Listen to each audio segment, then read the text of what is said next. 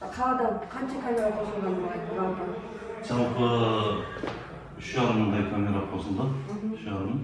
Олардың бәрі біз өздеріміз үлестік. Жаңа методпен қаланың 70% қамтып отырмыз. Бар жерде көрінген, міне одан кейін мына жерде 32 жұмыс орны бар. Ол 3 ауысымда 32 жұмыс орны жұмыс істеп жатырмыз. Қалада не болып жатқан бәрін көріп отырмыз. Міне өздеріңіз көріп отырсыздар. Іштегі кабинеттерде ше дәл осы? Іштегі кабинеттерде бар. Ол жерде де 650 камера қойылды. Тағы да қойып жатырмыз. Жылдың аяғына дейін президенттің тапсырмасы бар. Ішкі істер министрі Ерлан Заманбекұлы Тұрғынбаевтың қадағалауымен біз барлық кабинеттерге қазірдің өзінде 90% деп қойып қойдық.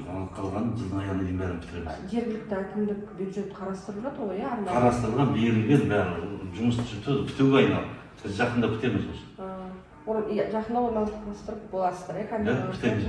Ал кешегі мынау оқиға болған оқиға жайлы мына камера арқылы көре алдық, анықтай алдыңыздар ма? Біз осы камера арқылы анықтадық. Осы камера қай жерде болған, жаңа Жетітаңда деген кафеде болған ғой.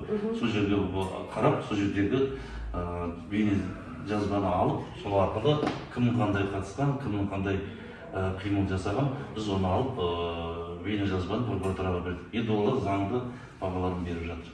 Міне өзіміздің камерадан барлығын алып көрсеттік біз. Яғни сол өздеріңіздің камераларға түскен барлық дүниені сіздер алып спецпрокуратураға бердіңіздер. Яғни сіздер тергеу амалдарымен бірге қимылдағансыздар деген сөз ғой. Иә.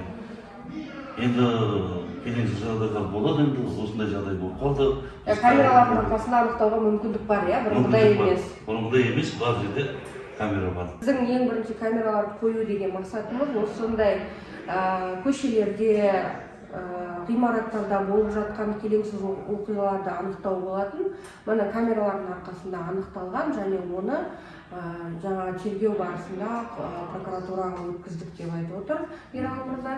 Жаңағы енді біздің қызметкерлердің заңдылық бағаларын бәрі прокуратура біздің бейне жазбаға қарап берді. Мына біздің алға дамуымызға, біздің мынау техникалық заманда барлығы осындай жүйелі түрде жұмыс істеуіне көптеген заңсыздықтарды, құқықбұзушылықтарды анықтаймыз деп